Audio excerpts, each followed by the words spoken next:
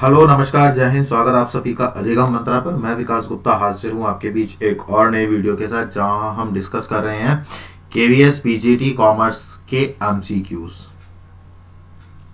Topic wise, है ना। तो यहाँ पर आपको टॉपिक वाइज हर टॉपिक से रिलेटेड आपको एमसीक्यू मिलेगा और वो एमसीक्यू आपको हेल्प करेगा किसी भी कॉन्सेप्ट को कंप्लीट करने में। वहां से किस तरह का क्वेश्चन बन सकता है, किस तरह से क्वेश्चंस को हमें काउंटर करना है, अपनी एफिशिएंसी को कैसे इंप्रूव करना है, एमसीक्यू करते हुए जो एलिमिनेशन मेथड होता है उससे आंसर्स को कैसे फाइंड करना है, जहां से आपके क्वेश्चंस के सही होने की जो प्रोबेबिलिटीज हैं वो क्या हो जाएंगी, बढ़ जाएंगी। और ये सारी चीजें हम सीख रहे हैं अपनी सीरीज में। तो ये जो हमारा कारवां है ये जुड़ता चला जा रहा है और आगे बढ़ता चला जा रहा है, और इसको हम कंटिन्यू रखने वाले हैं आगे तक। और फटाफट से कोशिश करेंगे कि जितने भी हमारे टॉपिक्स बचे हुए हैं उनको हम फटाफट से, मतलब फटाफट इन द सेंस कि कोई टेम्परेरी बेसिस पर नहीं, आराम से समझते हुए क्वेश्चंस को करेंगे, ठीक है। क्योंकि मेन फोकस अभी ये है कि हमारे जो टॉपिक्स हैं उनके बेसिस पर किस तरह का क्वेश्चन जो है ओरिजिनेट हो सकता है ना, और उसको हमें कैसे अटेम्प्ट करना है, कैसे उसको काउंटर करना है, वो हमारे लिए क्या करता है, ज्यादा इंपॉर्टेंट रहता है। तो इसीलिए उन चीजों को, है ना, उन चीजों को तैयार रखना क्या है, हमारा पर्पस होना चाहिए। क्लियर है ये वाली बात। तो चलिए शुरू करते हैं अपना आज का कॉन्सेप्ट, जहां पर हम डिस्कस करेंगे टॉपिक वाइज एमसीक्यू। तो फटाफट से वीडियो को लाइक, चैनल को शेयर और कमेंट कर दो। फिर कमेंट क्या करोगे, चलो जय हिंद ही लिख दो सारे के सारे, है ना। तो चलिए जुड़िए फटाफट से और बाकी वीडियो को शेयर कर दीजिए ताकि और भी ज्यादा लोग क्या हो सके, कनेक्ट हो सके, है ना। दूसरी चीज क्या है कि अगर आपको कहीं पर भी किसी भी तरह की कोई क्वेरी आ रही है, so you can WhatsApp me on the same number, ठीक है, जो आपकी स्क्रीन पर फ्लैश हो रहा होगा, है ना। तो यहां पर आप क्या कर सकते हो, यहां पर आप हमें व्हाट्सएप भी कर सकते हो। क्लियर है ये वाली बात। तो चलिए फटाफट से अब आगे जुड़ जाते हैं। और ये रहे हम आपके सामने, और ये रहा आपका पहला क्वेश्चन आपके सामने। तो डायरेक्टिंग एंड कंट्रोलिंग आज हम लोग करने वाले हैं, ठीक है। तो पहला क्वेश्चन आपके सामने, एक्सप्लेनेशन हिंदी में चलती रहेगी, परेशान मत होना। विच of the following is the element of directing. Directing जो होता है उसमें क्या होता है, उसके अलग अलग एलिमेंट होते हैं। तो जैसे डायरेक्टिंग में 4 एलिमेंट होते हैं, कौन कौन से होते हैं, एक तो लीडरशिप होती है, क्या होती है, एक लीडरशिप होती है, एक सुपरविजन होता है, लीडरशिप होती है, एक सुपरविजन होता है, एक मोटिवेशन होता है ना। लीडरशिप का मतलब क्या होता है जी, लीडरशिप का मतलब क्या होता है, नेतृत्व, है ना। सुपरविजन का मतलब क्या होता है, किसी भी कार्य को देखना, है ना, सुपरवाइज करना, है ना। क्लियर है ना, जिसको हम क्या बोलते हैं, पर्यवेक्षण। क्या नहीं लिखा जाएगा, क्या नहीं लिखा जाएगा, पर्यवेक्षण, हाँ लिखा गया भाई, ठीक है ना। मोटिवेशन क्या होता है ना, क्लियर है ना। मोटिवेशन जहां पर आपको प्रेरणा दी जाती है। और एक चौथा और होता है, तो चौथा होता है हमारा कम्युनिकेशन, जिसको हम बोलते हैं संचार। तो इसका करेक्ट आंसर, अब ये 3 तो है नहीं, तो यही है, तो यही हमारा करेक्ट आंसर चला जाएगा। Next, need hierarchy theory of motivation has given by. Need hierarchy theory, हमारी जो आवश्यकताएं हैं, हमारी जो जरूरतें हैं, उनका वो एक क्रमिक अवस्था में होती हैं, है ना। जैसे जैसे मैं अगर आपसे कहूं कि सबसे पहले आपको क्या चाहिए, सबसे पहले आपको भोजन चाहिए,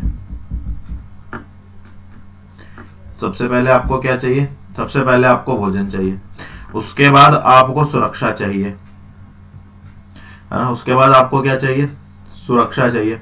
उसके बाद आपको क्या चाहिए, उसके बाद आपको एक तरह से क्या चाहिए, रिश्ते चाहिए, मतलब समाज, क्या, समाज, है ना। उसके बाद आपको क्या चाहिए, उसके बाद आपको सम्मान चाहिए। क्या चाहिए? सम्मान चाहिए। और उसके बाद आपको, है ना, और उसके बाद आपको क्या चाहिए? सेल्फ एक्चुअलाइजेशन, है ना। तो सेल्फ एक्चुअलाइजेशन माने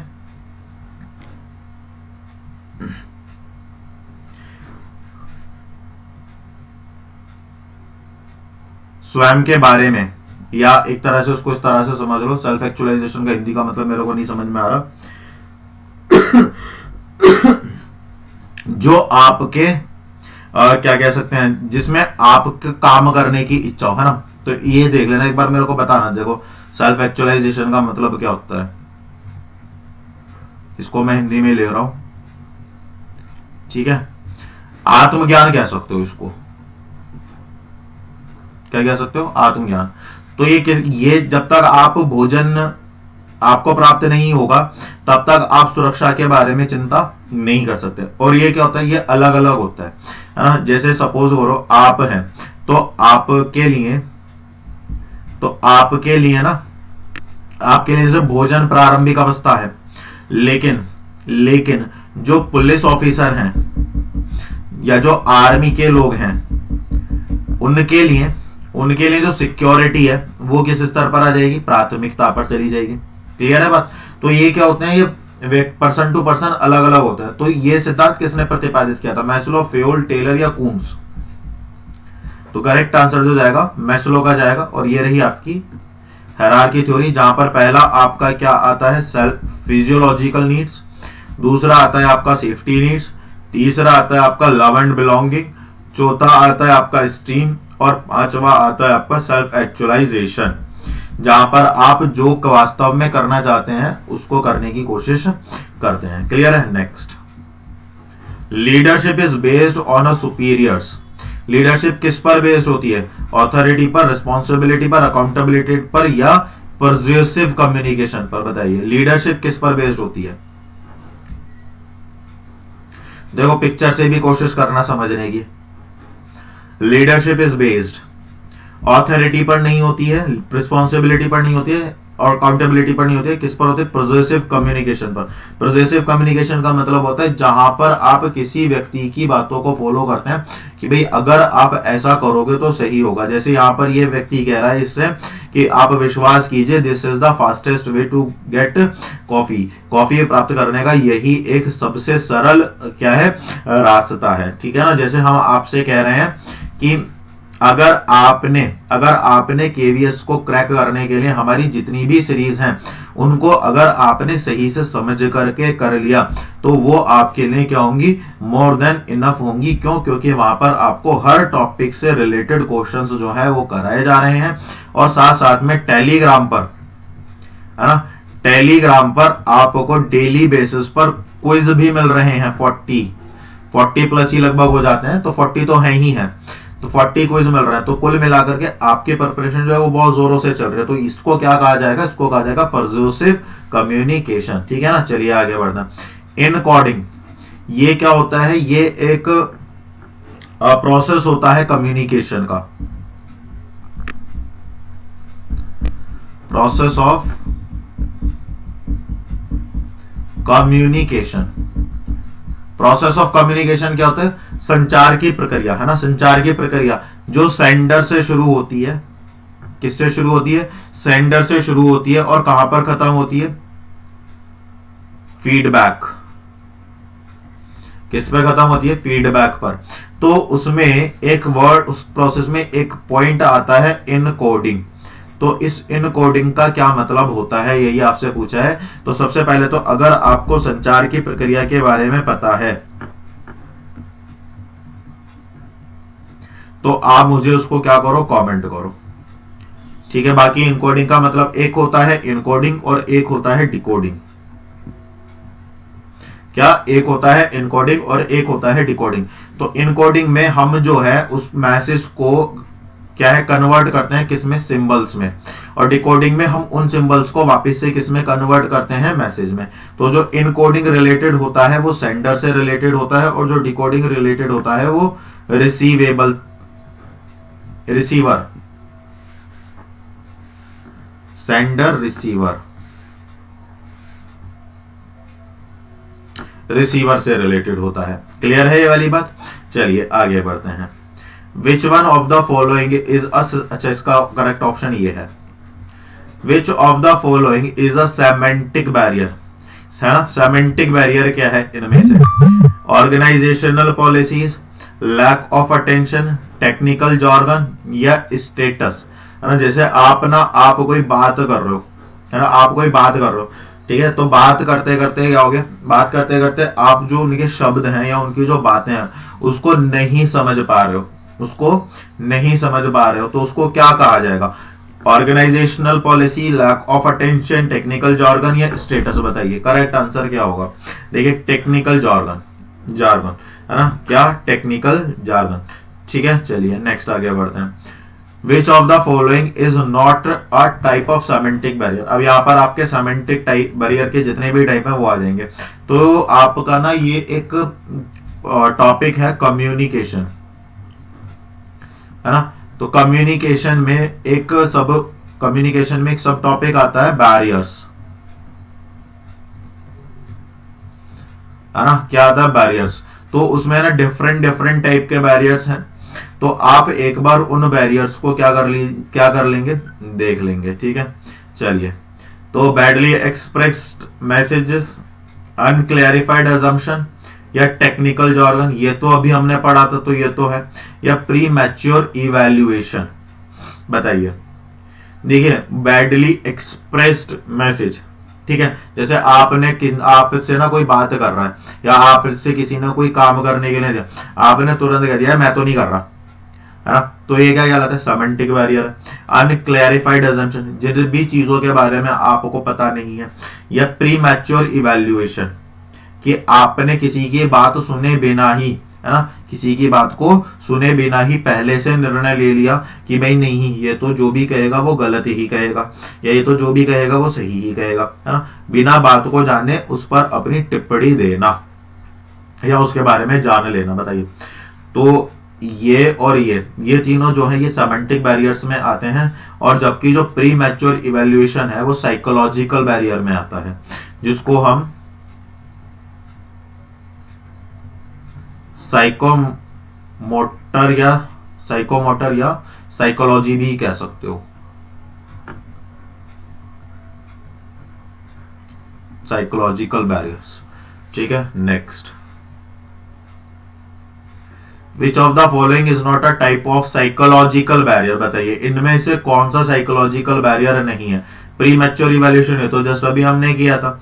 lack of attention, fear of challenge of authority या डिस्ट्रस्ट? देखिए प्री मैच्योर इवैल्यूएशन, जैसे यहां पर है ना दो लोग हैं, ठीक है, ये दोनों आपस में बहुत अच्छे मित्र हैं और ये दोनों आपस में बहुत अच्छे मित्र हैं, ठीक है, लेकिन ये दोनों आपस में क्या है, 36 का आंकड़ा है इन दोनों के बीच में।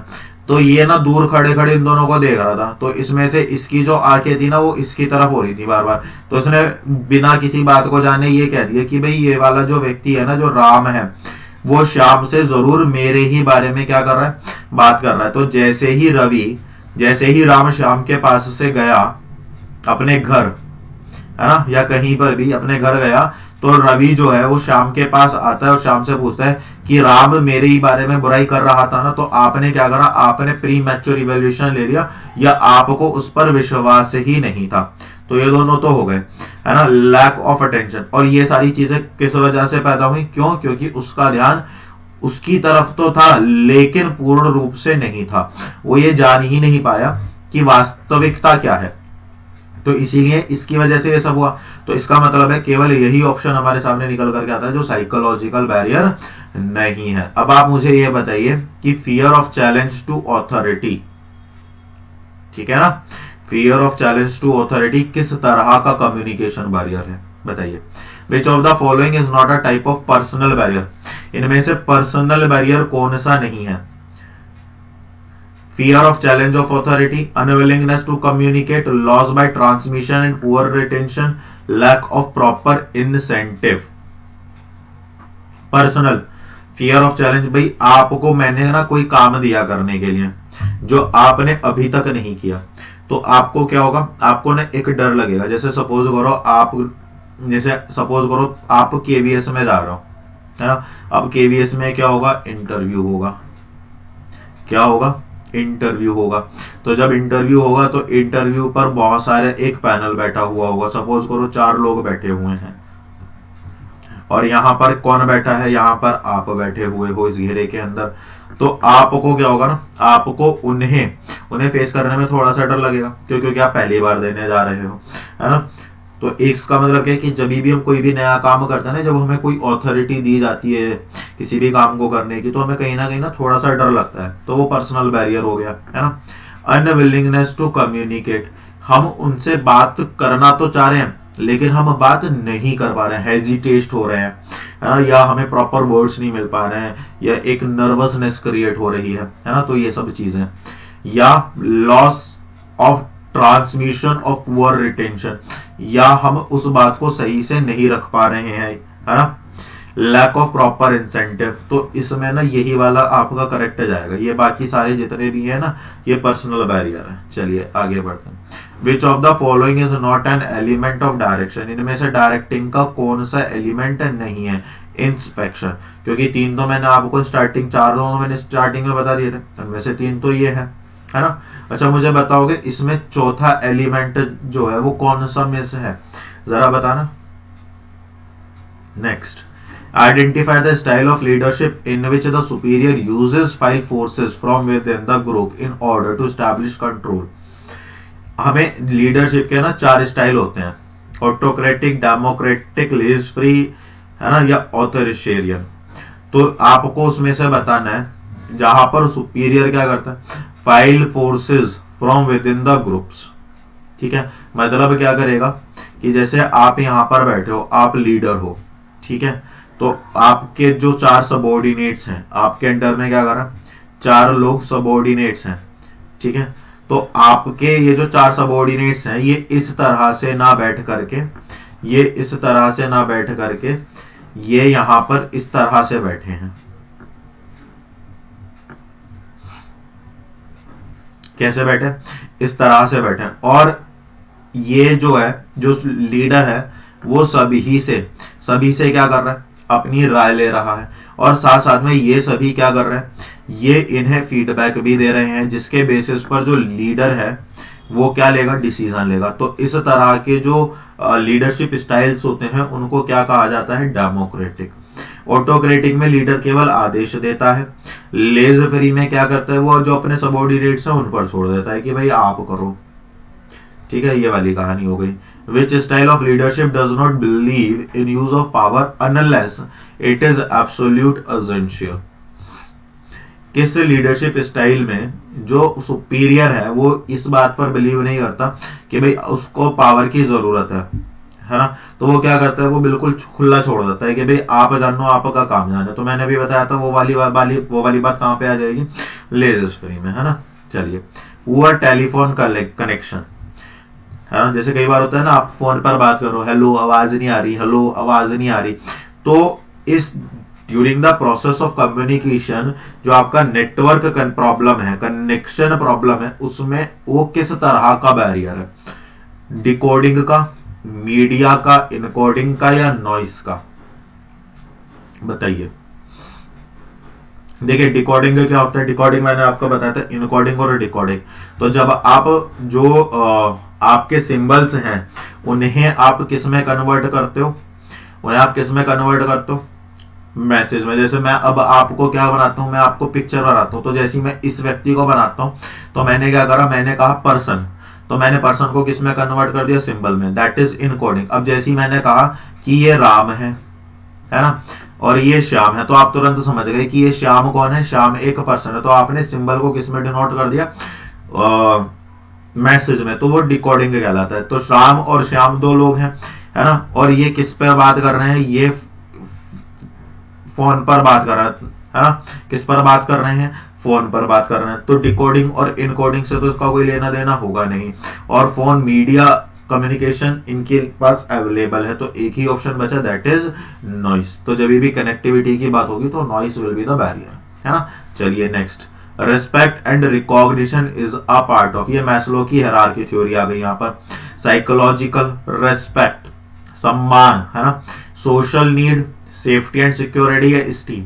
तो सर सम्मान तो ना स्टीम में मिलता है, साइकोलॉजिकल में तो खाना पीना या बेसिक सैलरी है ना, सोशल नीड्स में सेफ्टी और जॉब सिक्योरिटी आ जाएगा है ना यहाँ पर, और सोशल नीड में क्या आ जाएगा, रिकॉग्निशन, सॉरी सोशल नीड्स में क्या आ जाएगा आपका, लव एंड अफेक्शन या स्टेटस, क्या आ जाएगा, स्टेटस, ठीक है ना, ये सारी चीजें आ जाएंगी। और सेल्फ, उसके बाद पांचवा बचता है, पांचवा जो बचता है वो बचता है आपका सेल्फ एक्चुअलाइजेशन। कौन सा बचता है बेटा, सेल्फ एक्चुअलाइजेशन, ठीक है ना। तो चलिए, तो इसका करेक्ट आंसर कहां पर चला जाएगा, स्टीम नीड पर चला जाएगा। The incentive to provide companies share at very low price और free to employ workers is called, जो इंसेंटिव है ना, to provide companies shares at very low price और free to employ workers is called. Company ने क्या करा, company ने अपने कुछ स्टॉक्स को एम्प्लॉयज में क्या कर दिया, डिस्ट्रीब्यूट कर दिया। क्या कर दिया, एम्प्लॉयज में डिस्ट्रीब्यूट कर दिया। क्या कर दिया बेटा, डिस्ट्रीब्यूट कर दिया। तो उसको प्रॉफिट शेयरिंग कहा जाएगा, कमीशन कहा जाएगा, रिटायरमेंट बेनिफिट कहा जाएगा, या को पार्टनरशिप स्टॉक ऑप्शन कहा जाएगा, बताइए करेक्ट आंसर क्या होगा। देखिए प्रॉफिट तो शेयर हो नहीं रहा है, क्योंकि यहां पर किसकी बात चल रही है, कंपनीज शेयर, कंपनी के शेयर की बात चल रही है, तो ये तो कट गया। कमीशन सेल्स वगैरह पर दिया जाता है, रिटायरमेंट कोई हो नहीं रहा, तो वो क्या करेंगे, कंपनी क्या करती है, जैसे सपोज करो मेरी एक कंपनी है ना, और ये एक पर्सन है, और ये पर्सन पिछले 15 सालों से मेरी कंपनी में काम करता हुआ आ रहा है, और इन्होंने मेरी कंपनी का वो स्तर देखा है जब मेरी कंपनी 0 लेवल पर थी, और आज कंपनी क्या कर रही है, बहुत ज्यादा कंपनी ने ग्रो कर लिया है। तो ये 15 साल की जर्नी है मेरी, यहां से यहां तक की।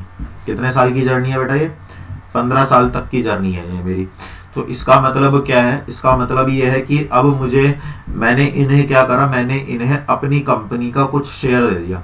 क्या दे दिया इन्हें, कंपनी का शेयर दे दिया कि आप हमारे इतने सालों से जुड़े हुए हैं, तो मैं आपको कंपनी के स्टॉक में से 2% आपको दे रहा हूं। तो उसको कहा जाएगा कि भाई आप अभी तक एम्प्लॉय की तरह काम कर रहे थे, लेकिन अब आप एज अ को पार्टनर की तरह हमारी फर्म में क्या करेंगे, काम करेंगे। क्लियर है, चलिए आगे बढ़ते हैं। तो इसका करेक्ट ऑप्शन चला जाएगा D. Next, correct sequence of process of motivation. जब आपको मोटिवेशन थ्योरी आ गई यहाँ पर, तो मोटिवेशन कब मिलता है, उसका प्रोसेस क्या है। सबसे पहले आपकी जो है अनसेटिस्फाइड नीड होंगी, कि भाई जैसे आपके पास जॉब नहीं है, तो ये आपकी क्या होगी, अनसेटिस्फाइड नीड होगी। जब आपके पास जॉब नहीं होगी तो आपको टेंशन होगा कि पैसा कहाँ से आएगा। तो जब आपका टेंशन होगा तो उस टेंशन को दूर करने के लिए आप क्या करोगे, डेराइव करोगे, मतलब चीजों को ढूंढोगे, है ना, उसके बारे में सोचना शुरू करोगे, फिर आप उसके ऑप्शन ढूंढोगे, फिर आपको केवीएस मिलेगा, फिर आप केवीएस की तैयारी के लिए क्या हो जाओगे, बिल्कुल लग जाओगे। और जब आप केवीएस की तैयारी में लग जाओगे तो आप केवीएस क्या कर लोगे, फिर क्वालिफाई कर लोगे, आपकी नीड क्या हो जाएगी, सेटिस्फाई हो जाएगी। और जैसे ही आपका केवीएस में मैरिटल लिस्ट में आपका नाम आ जाएगा, तो आपका टेंशन क्या हो जाएगा, खत्म हो जाएगा। अब जैसे आप केवीएस में टीचर बन जाओगे, तो अगेन आपकी कोई एक नीड जो अनसेटिस्फाइड है कि भाई अब सरकारी नौकरी तो लग गई है, अब क्या करते हैं, अब अपना एक मस्त सा बंगलो होना चाहिए, तो ये अब आपकी हो गई अनसेटिस्फाइड नीड हो गई, और वापस से यही प्रोसेस चलता रहेगा। तो ये जो मोटिवेशन का प्रोसेस है, ये कॉन्टिन्यूसली जो है क्या होता रहता है, चलता रहता है, कब तक, जीवन के अंतिम पड़ाव तक। क्लियर है ना ये वाली बात, चलें आगे। तो होपफुली यहाँ तक चीजें समझ में आ गई हैं। तो नेक्स्ट करेक्ट यही होगा। नेक्स्ट आगे चलते हैं। Dash function ensures quality and quantity, quality and quantity of काम की क्वालिटी लीडरशिप से पता चलेगी, कम्युनिकेशन से पता चलेगी, सुपरविजन से पता चलेगा, मोटिवेशन। देखिए मोटिवेशन एक साइकोलॉजिकल फिनोमिना है। क्या है, साइकोलॉजिकल, जो आपको काम करने के लिए हेल्प करता है, जो आपको काम करने के लिए हेल्प करता है। जैसे आपको लाइफ में एक सेचुरेशन लेवल चाहिए जहां पर आप अपनी लाइफ को सेटल करना चाहते हो, तो उसके लिए क्या है, केवीएस है। तो अब अपनी लाइफ को सेट करने के लिए हमें केवीएस को क्वालिफाई करना ही करना है, ये क्या है, मोटिवेशन है। लेकिन इसमें क्वालिटी और क्वांटिटी नहीं आएगी, है ना। तो ये तो गया काम से, ठीक। अब खाली बातें बनाने से कि भाई केवीएस काश पास हो जाए, तो आपका तो क्वालिटी क्वांटिटी से कोई लेना देना नहीं है, काम तो आप अभी भी नहीं कर रहे, है ना। अब क्या होगा, अब आप जो है अपना सर्च बिहेवियर वाला ऑप्शन था ना, आप ढूंढोगे कि क्या काम करें, कैसे करें कैसे करें कैसे करें, तो अचानक से आपको अधिगम मंत्रा दिखेगा। तो जब आप अधिगम मंत्रा देखेंगे तो वहां पर एक प्लेटफॉर्म अवेलेबल मिलेगा जहां पर आपको जो बेसिक टू एडवांस तक की जो जर्नी है वो सारी कराई जा रही है ना। तो लीडरशिप तो, लेकिन अभी भी आपकी क्वालिटी और क्वांटिटी पर कोई फर्क नहीं पड़ रहा है। वो कब फर्क पड़ेगा, सुपरविजन में। किस में फर्क पड़ेगा, वो सुपरविजन में। क्यों, क्योंकि जब आपको पर्सनली सुपरवाइज करा जाएगा कि आपको क्या काम करना है, कैसे काम करना है, कितना पढ़ना है, किस तरह के क्वेश्चन पूछे जाएंगे, क्या चीजें आपके पास अवेलेबल होंगी, इतना काम आपको डेली करना ही करना है। तो यहां पर क्या होगा, जैसे 100 प्लस एमसीक्यू क्वांटिटी, है ना, और प्लस ये सारे एमसीक्यू कैसे, स्टैंडर्ड, है ना, क्या है, स्टैंडर्ड है। तो क्वालिटी और क्वांटिटी दोनों चीजें आ रही हैं किसमें, सुपरवाइज में। और फिर मैंने आपको कहा कि अगर आपको कहीं पर भी किसी भी तरह की कोई प्रॉब्लम आती है तो आपके पास मेरा व्हाट्सएप और टेलीग्राम दोनों है, और अगर नहीं है तो दोनों के जो लिंक है वो कमेंट बॉक्स में है, वहां पर आप क्वेरीज पूछ सकते हैं। इवन दो जो बच्चे हैं वो मेरे से कंटिन्यूसली टच में हैं, जो बार बार, मतलब बहुत अच्छी बात है, इसको अदरवाइज मत लीजिएगा। मैं चाहता हूं कि आप लोग मेरे से क्वेरी पूछें, क्योंकि इस चीज को मैं बोलता भी हूँ, ठीक है। तो वो मेरे से अपनी हर क्वेरीज को सॉल्व करते हैं, बहुत छोटी छोटी भी, बड़ी बड़ी भी, हर तरह की क्वेरीज वो मेरे से सॉल्व करते हैं, और बड़ा अच्छा लगता है कि हाँ भी बच्चे पढ़ रहे हैं, ठीक है। कई बार हो सकता है उनका जो डिले, कोशिश करता हूँ कि तुरंत उनका जो है रिस्पॉन्स चला जाए, मतलब कोशिश रहती है, बट कभी कभी डिले भी हो जाता है ना। तो बट अच्छा लगता है कि हाँ बच्चे मेहनत कर रहे हैं। तो ये क्या कहलाता है, फिर उनको मोटिवेशन और सुपरवाइज किया जाता है, बेटा इसको ऐसे नहीं ऐसे। तो ये क्या कहलाता है, ये सारा प्रोसेस सुपरविजन का कहलाता है। क्लियर है, चलो आगे। Directing function is carried out after the process of, directing function किसके बाद किया जाता है। कुछ बच्चे जो है स्टाफिंग लगा देंगे, लेकिन बेटा सबसे पहले क्या किया जाता है, प्लानिंग किया जाता है। प्लानिंग के बाद ऑर्गेनाइजिंग होता है, ऑर्गेनाइजिंग के बाद कोऑर्डिनेशन होता है, कोऑर्डिनेशन के बाद स्टाफिंग होता है, और स्टाफिंग के बाद फिर डायरेक्टिंग होता है। तो इसीलिए जो डायरेक्टिंग आ रहा है वो इन सब के बाद आ रहा है, तो correct option all of these जाएगा। क्लियर है ये वाली बात, चलिए आगे बढ़ते हैं। A superior explains a worker about operation to be carried by him on a lathe machine is an example of. एक सुपीरियर जो है ना, अपने एक वर्कर को, ठीक है, किसी एक मशीन पर काम करने के बारे में बता रहा है कि आपको कैसे काम करना है, और वो साथ साथ में वहां पर खड़ा हुआ है। मतलब वो कर नहीं रहा है, वो बता नहीं रहा है कि भाई आपको ऐसे करना है, वो दिखा रहा है कि आपको काम कैसे करना है, वो उसको सिखा रहा है, ठीक है ना। तो इसका मतलब क्या है, इसका मतलब है कि वो सुपरवाइज कर रहा है। क्या कर रहा है, वो सुपरवाइज कर रहा है। The board of director of a company has made some guidelines and policies for the workers. जो बोर्ड ऑफ डायरेक्टर हैं कंपनी के, उन्होंने कुछ गाइडलाइंस और पॉलिसीज बनाई अपने कर्मचारियों के लिए, और वो उनसे कम्युनिकेट करना चाहते हैं। तो आपके लिए बेस्ट मोड कम्युनिकेटर क्या रहेगा, board of director, manager, supervisor या क्लर्क। सुपरवाइजर्स, है ना। देखिए जो हमारे वर्कर्स होते हैं वो जितना ज्यादा टच में अपने सुपरवाइजर के रहते हैं, उतना ज्यादा टच में ना तो वो मैनेजर के रहते हैं और ना ही वो बोर्ड ऑफ डायरेक्टर के रहते हैं। तो इसीलिए जो इनके बीच का जो रिलेशन होता है ना, सुपीरियर और सबॉर्डिनेट, सुपरवाइजर और वर्कर्स के बीच का जो रिलेशन होता है वो बड़ा हेल्दी होता है ना। मतलब एक दूसरे को लेकर के रिस्पेक्ट, बैठना उठना, बहुत ज्यादा इंटरेक्शन होता है एक दूसरे के साथ। तो कहीं ना कहीं वो एक जो बिलोंगिंगनेस है ना वो क्रिएट हो जाती है। तो सबसे बेस्ट मोड जो रहेगा ना वो यही रहेगा। क्लियर है। प्रोसेस ऑफ कम्युनिकेशन, तो देखो ये वाला प्रोसेस आ गया है। तो सबसे पहले आप क्या करोगे, सेंडर, जैसे मैं सेंडर हूं, मैं आपको पढ़ा रहा हूं मैसेज, तो मैंने अपने जो मैसेज है उसको किसमें, सिंबल्स में डिनोट कर दिया, इनकोडिंग। ऑनलाइन यूट्यूब हमारा क्या हो गया, मीडिया मोबाइल फोन, आपने उन सिंबल्स को मैसेज में कन्वर्ट करा, डिकोडिंग। आपके पास पहुंचा रिसीवर, फिर आप मुझे फीडबैक देते हो लाइक बटन प्रेस करके कमेंट करके कि सर इस क्वेश्चन में यहाँ पर ये प्रॉब्लम है, या सर ये वाला क्वेश्चन समझ नहीं आया है, सर इसको एक्सप्लेन कर दो, सर वीडियो अच्छा रहा, सर क्वेश्चन का जो लेवल था वो अच्छा था, सर सारे टॉपिक्स क्लियर हो गए, वो जितने भी तरह का आपका जो कमेंट है वो मुझे क्या मिलता है, फीडबैक मिलता है। फिर अगले दिन वही स्टार्ट हो जाता है। तो जो करेक्ट कम्युनिकेशन होगा प्रोसेस का वो क्या होगा, सी होगा। क्लियर है? इन विच type of communication network there is a likelihood of emergence of a group leader by the lower satisfaction among the member if a group, एक सेकंड दो भाई, in which type of communication network there is a likelihood of emergence of a group leader by lower satisfaction among the members if the group wheel type, circle type, chain type या beard type।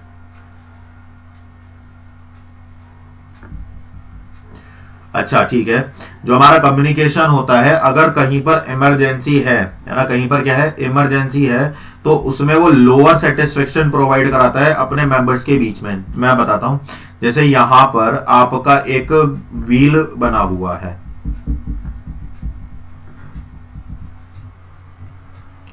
क्या है, wheel है। अब आपको पता है wheel जो चलेगा वो एंटी क्लॉक नहीं चलेगा, एंटी क्लॉक नहीं चलेगा, वो केवल और केवल कैसे चलेगा, क्लॉकवाइज चलेगा। कैसे चलेगा, क्लॉकवाइज। अब ये व्यक्ति है, या छोड़ो इस व्यक्ति को नहीं ले रहे, हम क्या करते हैं, हम इस व्यक्ति को लेते हैं। अब इस व्यक्ति को कुछ डिसीजन लेना है, आप समझ रहे हो इस बात को, इस व्यक्ति को कोई डिसीजन लेना है, तो ये डिसीजन कब लेगा, जब ये इससे कम्युनिकेट करेगा, फिर ये इससे कम्युनिकेट करेगा, फिर ये इससे कम्युनिकेट करेगा, फिर ये इससे कम्युनिकेट करेगा, और तब इसका फीडबैक यहां पर आएगा। तो ये डायरेक्टली यहां पर कम्युनिकेट नहीं कर रहा है, आप समझ रहे हो इस बात को, यहां पर ये पॉसिबल हो नहीं रहा है। तो यहां पर क्या हो गया, लोअर सेटिस्फेक्शन हो गया। क्या हो गया, लोअर सेटिस्फेक्शन हो गया। तो इसलिए इसका जो करेक्ट आंसर जाएगा वो व्हील टाइप जाएगा। ठीक है, चलिए next. A motivation based on force and fear. Force and fear, जैसे मैं आपको कहूं कि पढ़ लो, फेल हो जाओगे, और मैं आपसे कहूं कि बेटा पढ़ लो, क्या पढ़ लो, उससे क्या होगा, उससे आपकी जो स्किल्स है वो इंप्रूव होंगी, है ना। जब आपकी स्किल्स इंप्रूव होंगी तो क्या होगा, आप अपना खुद का भी कुछ कर सकते हो, कोचिंग सेंटर स्टार्ट कर सकते हो, स्कूल्स में जॉब कर सकते हो। मैं आपको बहुत सारे क्या दे दूंगा, ऑप्शन दे दूंगा। तो एक ये वाली बात है, तुम अगर मैं आपको डराऊं धमकाऊं तो वो कैसा मोटिवेशन होगा, एक्सट्रिंसिक, इंट्रिंसिक, नेगेटिव या पॉजिटिव। तो आप कहोगे सर कैसी नेगेटिव बातें कर रहे हो, क्लियर है। चलो आगे, टू फैक्टर थ्योरी। यहां पर अब जितनी भी थ्योरीज दी गई है ना वो सब यहां पर इंक्लूड कर दी है मैंने। Two factor theory of motivation. Two factor ध्यान रखना हर्जबर्ग ने दी है। टू फैक्टर किसने दी है, हर्जबर्ग ने। एक मोटिवेटर फैक्टर होता है और एक हाइजीन फैक्टर होता है। तो यहां पर जॉब सेटिस्फेक्शन हो गया और यहां पर जॉब डिससेटिस्फेक्शन हो गया। ये हाइजीन फैक्टर से इन्फ्लुएंस्ड होता है और यहां पर इन्फ्लुएंस जो होता है वो मोटिवेटर, जैसे achievement, recognition, responsibility to work itself, advancement, personal growth. जैसे मैंने कहा कि यार अगर मैं पढ़ाऊंगा ना तो मेरा खुद का डेवलपमेंट होगा, तो मुझे मोटिवेशन मिल रहा है ना। या अगर कहीं पर आप देखोगे कि जो वर्किंग कंडीशंस है ना वो बहुत ज्यादा अच्छी नहीं है, तो वहां से इन्फ्लुएंस हो जाएंगे, गंदगी है, मन नहीं लगेगा, तो ऑटोमेटिकली आप काम तो करना चाहते हो लेकिन कहीं ना कहीं आप नहीं कर पाओगे। आपको बेसिक सैलरी नहीं मिल रहा है ना। जब आपको पता चल रहा है कि भाई सेम लेवल पर सेम काम में मैं तो ज्यादा काम कर रहा हूँ और मुझे तो इतने रुपए मिल रहे हैं, और जो दूसरा व्यक्ति है वो तो कुछ काम नहीं कर रहा, उसको ज्यादा मिल रहा है, तो वाली एक कंडीशन है, तो वो जॉब डिससेटिस्फेक्शन आता है। तो इसमें दो कैटेगरी है, क्लियर है, टू फैक्टर थ्योरी, इसलिए इसको कहा गया है। इसका स्क्रीनशॉट ले लेना। Next, X and Y theory of motivation. X और Y, McGregor, MG, MG, X Y MG, simple. ठीक है, तो एक मैनेजमेंट होता है और एक स्टाफ होता है। तो थ्योरी जो एक्स है वो बताती है authoritarian, respective style, tight control, no development, procedure limits, depressed culture, समझ रहे हो, ठीक है ना। तो वो क्या करता है, वो कुल मिलाकर के मैनेजमेंट जो होता है, वो मैनेजमेंट जो है वो स्टाफ को कंट्रोल करके रखता है कि भाई जब तक इन पर डंडा नहीं करोगे ना ये काम नहीं करने वाले। थ्योरी वाई क्या कहती है? थ्योरी वाई कहती है कि इनको लिबर्टी दे दो, है ना। अच्छा, ये डिपेंड करता है, जैसे जो अनस्किल्ड और अनप्रोफेशनल होते हैं उनके लिए थ्योरी एक्स यूज की जाती है, और जो प्रोफेशनल और डिसीजन मेकर्स होते हैं उनके लिए थ्योरी वाई यूज की जाती है। क्लियर है ये वाली बात बेटा? चलो आगे बढ़ते हैं। कैरेट एंड स्टिक टेक्निक जो यूज की जाती है वो रिड्यूसिंग एब्सेंटीज, मोटिवेशन, कंट्रोलिंग और रिवार्ड। बताइए, तो मोटिवेशन की थ्योरी चल रही है, तो मोटिवेशन इसका करेक्ट एंड स्टिक, या तो छड़ी या गाजर। जैसे आप ना इसको एक चीज इस तरह से समझो कि अगर आपने इस प्रोजेक्ट पर काम नहीं करा ना तो आपको नौकरी से निकाल दिया जाएगा, तो ये तो बात हो गई स्टिक वाली। और दूसरी बात क्या, अगर आपने ये वाला प्रोजेक्ट कर लिया और कंपनी को इसमें अचीवमेंट मिले और अच्छा प्रोजेक्ट मिले और ये प्रोजेक्ट कंपनी को मिल गया तो आपका प्रमोशन कर दिया जाएगा और आपको उसका प्रोजेक्ट हेड बना दिया जाएगा, तो वो कैरेट वाली बात हो गई। तो समझ आ गई बात? तो ये वाली कहानी है। क्लियर है? चलो आगे बढ़ते हैं, चलें आगे। चलो, जेड टाइप जो थ्योरी दी थी वो किसने? देखो, मैस्लो ने नीड हायरार्की थ्योरी दी है, हर्जबर्ग ने टू फैक्टर थ्योरी दी है और एमसी ग्रेगर ने एक्स एंड वाई दी है। तो एक ही बचे, विलियम ऑची। अब जेड थ्योरी ऑफ मोटिवेशन क्या होता है? जहां पर ऑर्गेनाइजेशन में ट्रस्ट होता है, रिलेशनशिप्स होते हैं, पार्टिसिपेशन होता है और स्ट्रक्चर लेस ऑर्गेनाइजेशन होती है, मतलब ज्यादातर लोग फ्रीली काम कर रहे होते हैं। हॉलिस्टिक कंसर्न ऑफ एम्प्लॉयज की बात होती है, ठीक है ना। क्लियर है? और ये जो है कभी कभी ये भी आ जाता है किस मॉडल पर बेस्ड है, तो ये जापानीज और यूएस मॉडल पर बेस्ड है। क्लियर है? चलिए आगे बढ़ते हैं। नेक्स्ट हमारे सामने है who has modified Maslow hierarchical level of need and development, ERG। जो मैस्लो की 5 लेवल नीड थी, यहां से नहीं कर रहे, 1 2 3 4 5, इसको उन्होंने कन्वर्ट कर दिया, 1 है ना, 2 और 1 3, इन 3 में इन्होंने इसको क्या कर दिया? कन्वर्ट कर दिया, ठीक है ना। तो इसको क्या कहा? ERG का नाम इन्होंने दे दिया।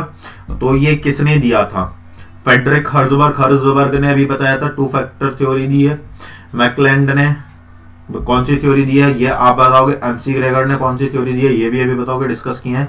तो एक ही बचता है, क्लेटन एल्डरफर। अब ये है क्या वो देख लेते हैं। तो इन्होंने क्या करा? इन्होंने सेफ्टी और साइकोलॉजिकल को एक्सिस्टेंस दे दिया, स्टीम और लव बिलोंगिंग को क्या दे दिया? रिलेटेडनेस दे दिया, और सेल्फ एक्चुअलाइजेशन और स्टीम का कुछ पार्ट उन्होंने किस में रख दिया? ग्रोथ में रख दिया। तो कुल मिलाकर के इस तरह से उन्होंने 5 कैटेगरीज को 3 कैटेगरीज में डिवाइड कर दिया। क्लियर है? चलिए, तो इसकी फुल फॉर्म भी याद रखना, ERG, एक्सिस्टेंस, रिलेटेडनेस और growth. Next, which of the following theories of leadership assumes as leader are made rather than born. जो एक थ्योरी है कि लीडर्स जो है वो बनाए नहीं जाते, वो पैदा होते हैं। तो ये किस थ्योरी के अंतर्गत कहा जाता है? ट्रेट थ्योरीज, बिहेवियरल, कॉन्टिजेंसी या सिचुएशनल। तो बिहेवियरल थ्योरी के अंतर्गत इसको कहा जाता है। The main reason of most business enterprises become unsuccessful is the inefficient leadership. Inefficient, एक अच्छे नेतृत्व के अभाव में बहुत सारी जो संस्थाएं हैं वो क्या हो जाती हैं? अनसक्सेसफुल हो जाती हैं। ये कथन किसका है? कून्स ओडोनल का, पीटर एफ ड्रकर का, जॉर्ज आर टेरी का, मुने एंड रिले का। बताइए, तो जो करेक्ट ऑप्शन जाएगा बेटा वो पीटर एफ ड्रकर जाएगा। क्या जाएगा? Peter F Drucker. क्लियर है ये वाली बात? चलिए आगे बढ़ते हैं। Need for achievement, need for achievement theory किसने दी है? हर्जबर्ग ने कौन सी दी है? बताओ, अब तुम्हें ये याद हो गई होंगी। हर्जबर्ग ने कौन सी दी है? Two factor theory. MC Gregor ने कौन सी दी है? एमसी ग्रेगर ने कौन सी दी है? X and Y theory. Victor Vroom ने कौन सी दी है? एक्सपेक्टेंसी। कौन सी दी है? Expectancy theory. इनका अपना एक फॉर्मूला भी है। और तो एक ही बचे फिर तो मैक्लेलैंड। अब ये क्या किसकी बात होगी? जब भी need for power, need for achievement और नीड फॉर एफिलिएशन, जब भी इन तीनों की बात होगी तब किसका नाम आएगा? मैक्लेलैंड का। ठीक है, चलिए नेक्स्ट, कंट्रोल इज एक्स। अच्छा, यहां पर आपके ना 30 क्वेश्चन क्या हो गए? समाप्त हो गए। अब मुझे एक बात ये बताओ कि इन 30 में से आपके कितने क्वेश्चन जो हैं वो सही हुए हैं? बताइए।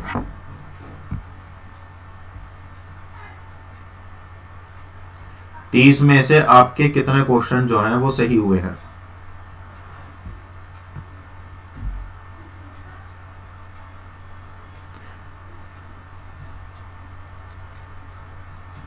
जल्दी बताइए, कमेंट कीजिए फटाफट से।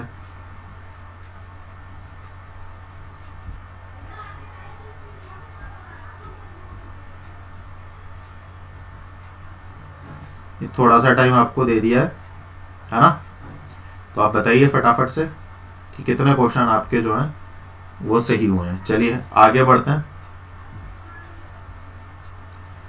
नेक्स्ट क्वेश्चन है अपने सामने, control is exercised when something goes wrong, when efficiency is to be improved regularly, when the management desires.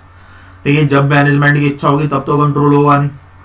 Regularly ये हो सकता है, जब कुछ गलत होगा तभी कंट्रोल करोगे, या उससे पहले। अच्छा एक बात बताओ, केवीएस एग्जाम क्वालिफाई करना है,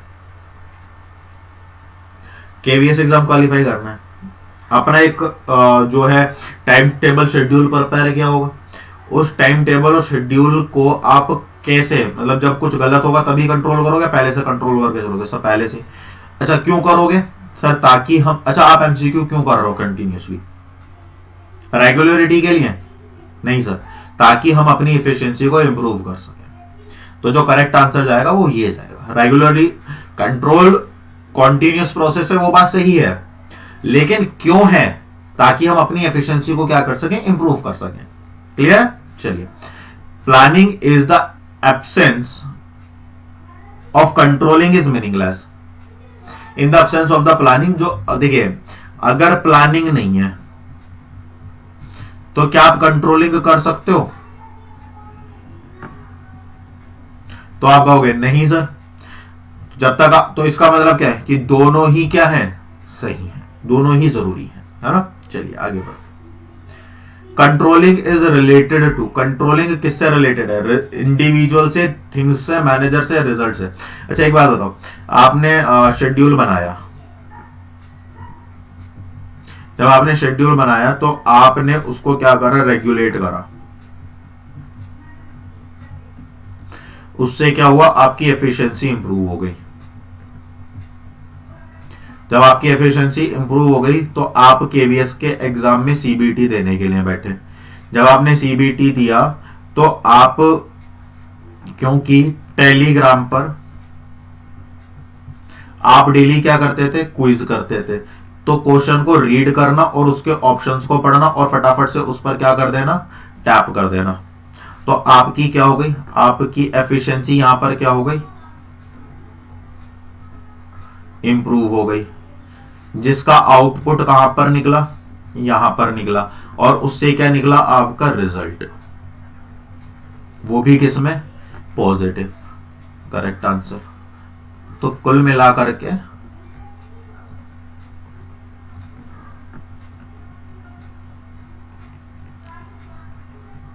राइटिंग बड़ी गंदी है मुझे पता है, बट बाकी भावनाओं पर जाओ खाली, और बाकी तो छोड़ दो। Cost of ₹100 per unit is an example of which standard? Quantitative, quantity पता चल रहा है ना? चलिए, what type of nature the control has? Positive, negative, both, या नन ऑफ दीज? पॉजिटिव भी और नेगेटिव भी। जहां पर आप पॉजिटिव एस्पेक्ट ढूंढते हो वहीं पर आपका नेगेटिव एस्पेक्ट भी इंक्लूडेड होता है। जैसे केवीएस है, पॉजिटिव एस्पेक्ट क्या है कि भाई अगर हम प्लानिंग और शेड्यूल मेहनत करेंगे तो पॉजिटिव हो जाए, लेकिन अगर नहीं हुआ तो हम पीछे वापस से देखेंगे कि क्या कमियां हमारी रही, दोनों ही चीजें होंगी, है ना? Management audit is a technique to keep a check on the performance of. Management audit कराती है। मैनेजमेंट ऑडिट क्यों कराती है? ताकि वो ये देख सके कि जो मैनेजमेंट काम कर रहा है, कंपनी का जो मैनेजमेंट है वो एफिशिएंटली काम कर रहा है या नहीं कर रहा है, कहीं कोई डेविएशन तो नहीं आ रहा है। तो वो किसकी परफॉर्मेंस चेक की जाती है, कंपनी की, मैनेजमेंट की, शेयर होल्डर्स की, या कस्टमर्स की? तो आप कहोगे मैनेजमेंट की। शेयर होल्डर्स, कस्टमर का क्या लेना देना? शेयर होल्डर ने तो बोर्ड ऑफ डायरेक्टर बिठा दिए, बोर्ड ऑफ डायरेक्टर कौन है, कंपनी का मैनेजमेंट है। क्लियर है? तो कुल मिलाकर के दोनों कंसर्न यहीं पर जा रहे हैं, तो करेक्ट ऑप्शन जो हो जाएगा हमारा वो बी हो जाएगा। Next, first step in controlling process is. Controlling process का सबसे पहला स्टेप क्या है बताओ? सबसे पहला स्टेप है आप अपने स्टैंडर्ड्स को डिटरमाइन करोगे। अच्छा, कोई मुझे कमेंट करेगा कि सर इसका जो है कंट्रोलिंग का जो प्रोसेस है वो क्या है, स्टेप्स लिख करके दोगे जरा। चलो, कंट्रोलिंग स्टार्ट्स वेयर, कंट्रोलिंग शुरू होती है जहां पर प्लानिंग खत्म हो जाती है। जैसे ही आपने प्लान करा वैसे ही आपकी कंट्रोलिंग शुरू, जैसे ही आपने प्लान करा वैसे ही आपकी कंट्रोलिंग शुरू, और कंट्रोलिंग के बाद तुरंत प्लानिंग शुरू, है ना। दोनों क्या है, एक दूसरे के साथ चलते हैं, पूरा क्या, दोनों एक दूसरे के। And efficient control system has the following advantage. अगर आपका इफेक्टिव कंट्रोल है, जैसे आपने क्या करा, आपने अपना पूरा 24 आवर्स का एक शेड्यूल बनाया कि भाई मुझे, जैसे मैंने स्टार्टिंग में भी कहा था कि मुझे 6 से 8 घंटे पढ़ना ही पढ़ना है, मान लो जो वर्किंग में है उनके लिए, या 14 घंटे लगभग मुझे पढ़ना ही पढ़ना है जो नॉन वर्किंग में है, ठीक है। अकाउंट्स को इतना टाइम देना है, बिजनेस को इतना टाइम देना है, जनरल पेपर में 4 चीजें होंगी तो उनको इतना इतना इतना टाइम देना है।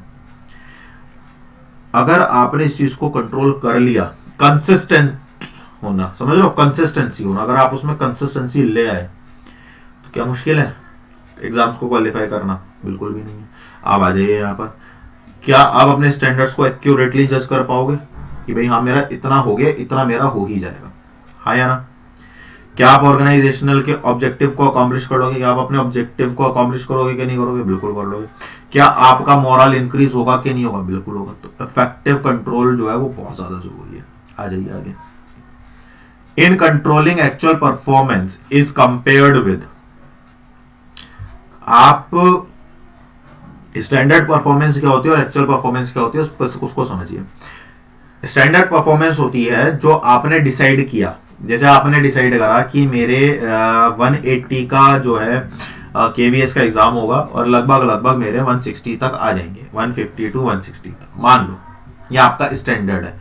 अब आपके आए 140 आ गए, चलो 140 प्लस आ गए, चलो 140 प्लस आ गए आपके, तो ये क्या है, ये आपका स्टैंडर्ड है और ये आपका एक्चुअल है ना। ऐसी कंपनी में होता है, कंपनी ने कहा मुझे 100 यूनिट पर डे यूज करनी है, तो ये क्या है, उसका स्टैंडर्ड है। अब अगर कंपनी इसमें प्लस या माइनस रखती है, जैसे सपोज करो 120 यूनिट्स प्रोड्यूस हुई या 80 यूनिट प्रोड्यूस हुई, तो ये क्या हो गई, ये हमारी एक्चुअल हो गई। इनके बीच का डिफरेंस ही क्या कहलाता है, डेविएशन कहलाता है। तो वो डेविएशन पॉजिटिव भी हो सकता है, नेगेटिव भी हो सकता है। तो यहां पर पूछा है कि एक्चुअल परफॉर्मेंस किसके साथ कंपेयर की जाती है, तो स्टैंडर्ड परफॉर्मेंस के साथ, है ना। चलिए आगे बढ़ता है। And effort to control everything में end up at controlling nothing suggest, कि भाई देखो, या तो आप सारी चीजों पर खुद ध्यान दो, या आप जो चीजें हैं वो अपने सबऑर्डिनेट्स को दे दो, और जो मेन चीजें हैं, है ना, जिन पर आपको ज्यादा फोकस की जरूरत है, उन पर आप खुद से फोकस करो। तो ये क्या है, कंट्रोलिंग है। तो ये क्रिटिकल पॉइंट कंट्रोल में आता है, मैनेजमेंट बाय एक्सेप्शन में आता है, डिक्टेटरशिप में आता है, या लेज फेयर में आता है, एफ। तो मोटिवेशन की थ्योरी है, तो गया डिक्टेटरशिप भी मोटिवेशन की थ्योरी है, ये भी गया। अब ये दो बचे तो करेक्ट आंसर जो जाएगा मैनेजमेंट बाय एक्सेप्शन। तो मैनेजमेंट क्या करता है, मैनेजमेंट अपना सारा का सारा काम अपने सबऑर्डिनेट्स माने डिपार्टमेंटल हेड्स को दे देता है, वो डिपार्टमेंटल हेड्स उस काम को करते हैं, और मैनेजमेंट जो है अपने आगे जो फ्यूचर है उसकी प्रॉफिटेबिलिटी पर काम करता है। इसी को क्या कहा जाता है, मैनेजमेंट बाय एक्सेप्शन। यहां तक बात क्लियर हो गई। चलिए आगे बढ़ते हैं। Next, which function is the end of management cycle. Management cycle में कौन सा फंक्शन एंड होता है। तो बहुत सारे बच्चे जो करेंगे वो कंट्रोलिंग करेंगे बेटा, लेकिन ये गलत हो जाएगा। करेक्ट आंसर जाएगा नन ऑफ दीज। अब आप कहोगे सर ऐसा क्यों हुआ, तो मेरे बच्चे प्लानिंग, ऑर्गेनाइजिंग, स्टाफिंग, डायरेक्टिंग और कंट्रोलिंग, तो सर हो गया ना खत्म।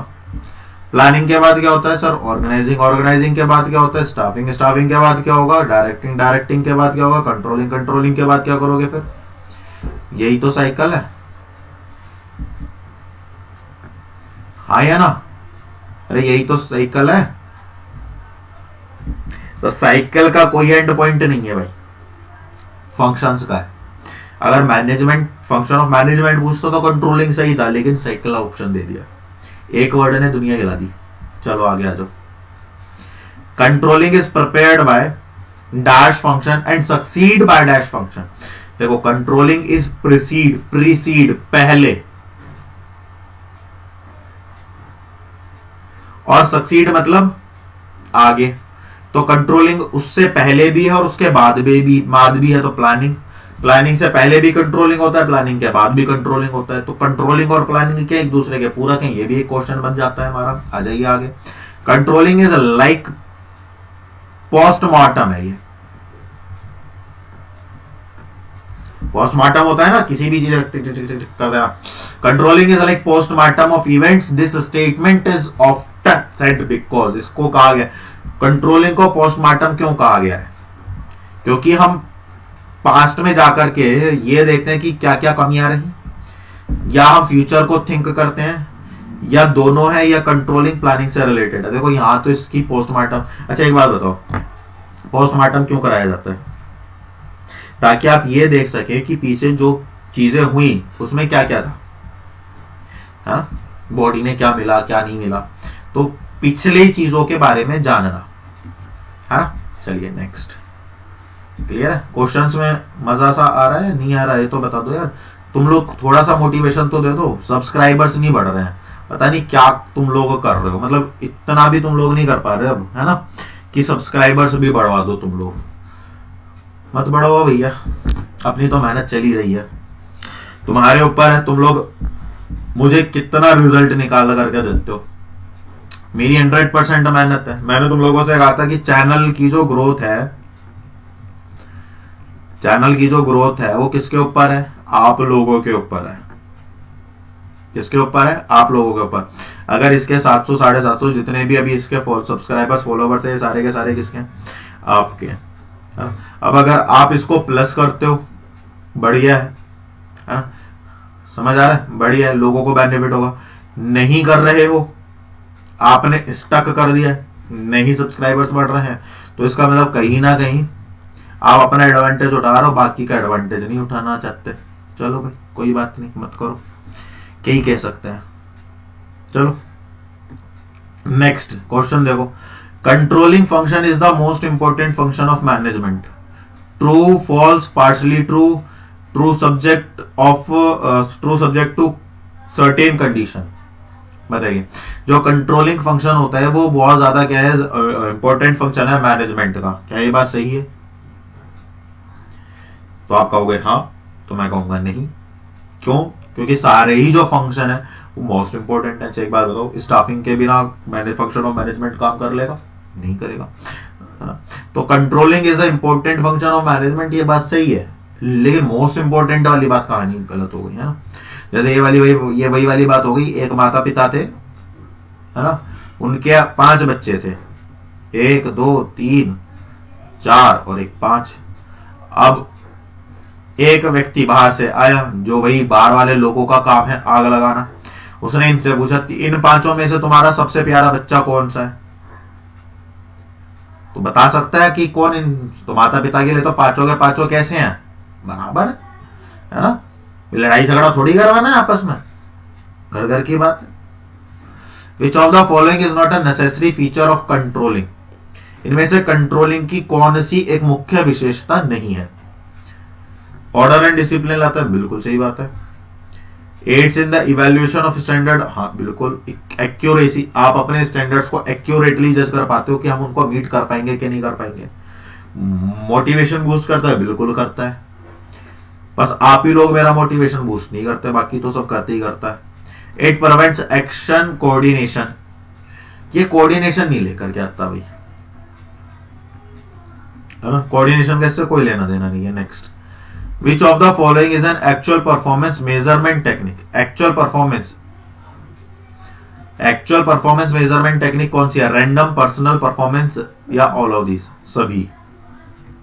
Next, identify the last step involved in the controlling process. अब देखो, कंट्रोलिंग प्रोसेस है, जिसमें मैंने आपसे कहा था कि लास्ट ऑप्शन क्या है, लास्ट ऑप्शन है taking corrective action, analysis deviation, comparison of actual performance with standard, measurement of actual performance, setting stand. अरे ये तो प्रोसेस ही लिख दिया। अच्छा 5, हाँ मैंने पूरा लिख दिया था इसमें, एक, पहला, दूसरा, तीसरा, चौथा और पांचवा, जिसने भी लिखा था चेक कर लेना।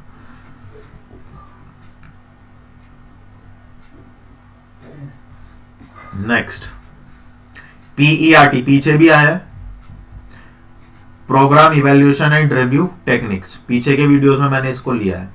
Assembling of facilities and personnel of collecting processing information, information को कलेक्ट करना, प्रोसेस करना, किसके अंतर्गत आता है, PERT CPM ratio management information technique. Information, चलिए आ जाइए। प्लानिंग इज थियोट्रिकल है ये, थियोट्रिकल। कंट्रोलिंग इज प्रैक्टिकल, बात तो सही है। प्लानिंग में तो हम खाली स्टेटमेंट तैयार करते हैं, ये। कंट्रोलिंग में हम एक्चुअली उसको करते हैं। Next, in a marketing firm the financial manager pays more attention toward on increasing 3% in the marketing cost as compared to 15% increase in the courier expenses। जो फाइनेंशियल मैनेजर है वो 15% उसका कोरियर एक्सपेंस बढ़ रहा है, उस पर ध्यान नहीं दे रहा, लेकिन उसकी जो मार्केटिंग कॉस्ट है वो 3% बढ़ गई है, उस पर ध्यान दे रहा है। क्या कहलाएगा, क्रिटिकल पॉइंट कंट्रोल, क्योंकि मार्केटिंग कॉस्ट बढ़ गई है। क्रिटिकल पॉइंट, पहले उसके लिए उसको कंट्रोल करना जरूरी है फर्म के लॉन्ग टर्म इंटरेस्ट के लिए, समझ गए। Next, which of the following statement does not highlight the relation between the planning and controlling? They are separable twins, separate कर ही नहीं सकते आप। Planning without controlling is meaningless, बिल्कुल सही बात है, राइट है जी, बिल्कुल राइट है। Planning is perspective, controlling is evaluative, बिल्कुल। यहाँ पर आप प्रिस्क्रिप्शन तैयार करते हैं, वहां पर आप इवैल्यूएट करते हैं।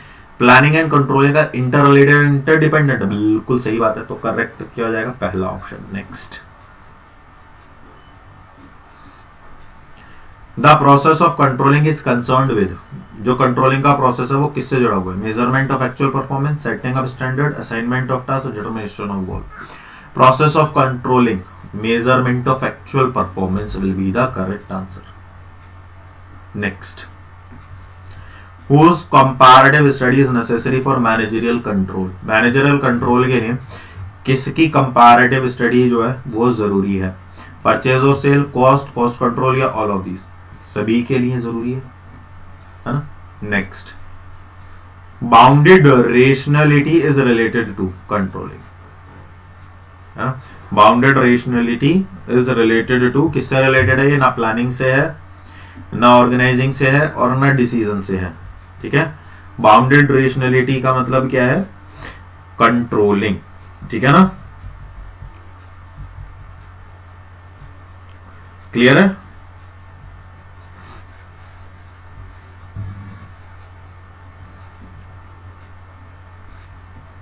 बाउंडेड रेशनलिटी का मतलब होता है कि जो एम्प्लॉयज हैं,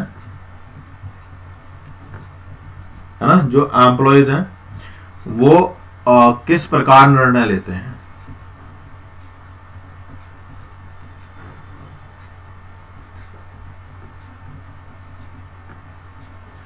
और उन्हें इंप्लीमेंट, लागू करते हैं, लागू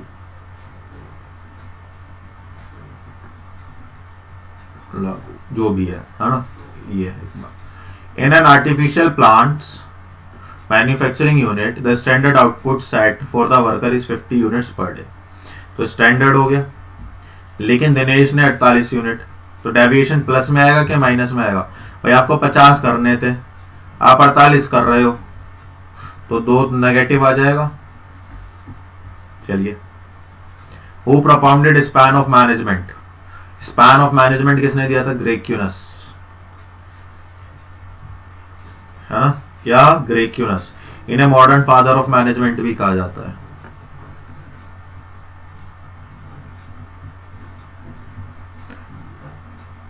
और अगर खाली मैनेजमेंट की बात आएगी तो हेनरी फ्यूल आएगा।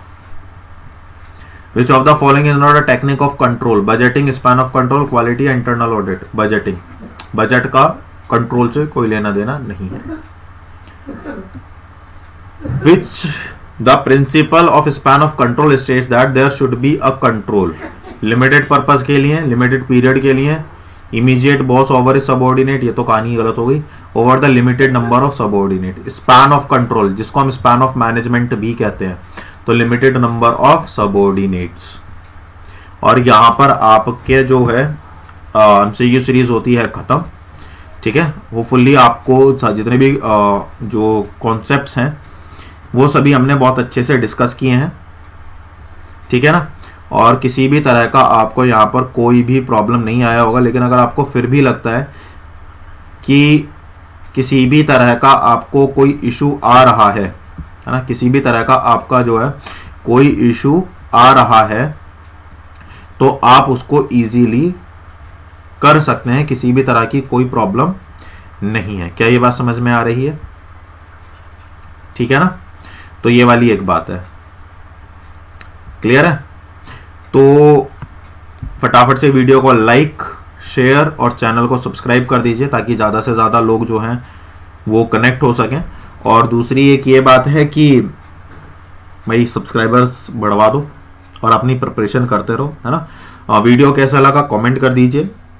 क्वेश्चन समझ में, अगर किसी क्वेश्चन में आपको कोई प्रॉब्लम या डाउट लगता है तो आप जो है पर्सनली या तो मेरे को व्हाट्सएप या टेलीग्राम के थ्रू भेज सकते हैं, वरना आप ग्रुप के थ्रू भी ज्वाइन हो सकते हैं।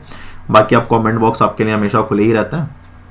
और वीडियो को लाइक कर दीजिए, है ना। बाकी मिलेंगे कल, अपनी प्रिपरेशन कीजिए। जय हिंद। हाँ, चैनल को सब्सक्राइब करना ना भूलें, ये ध्यान में रहे, है ना। सब्सक्राइबर्स बढ़वा दो, आपकी जिम्मेदारी है। एक जिम्मेदारी भी छोटी सी पूरी नहीं कर सकते तुम लोग, हैं। आप लोगों के लिए इतनी मेहनत की जाती है, फिर भी उसका कोई आउटपुट नहीं मिल रहा, है ना। चलो मिलेंगे कल, ख्याल रखिए, खुश रहिए। जय हिंद।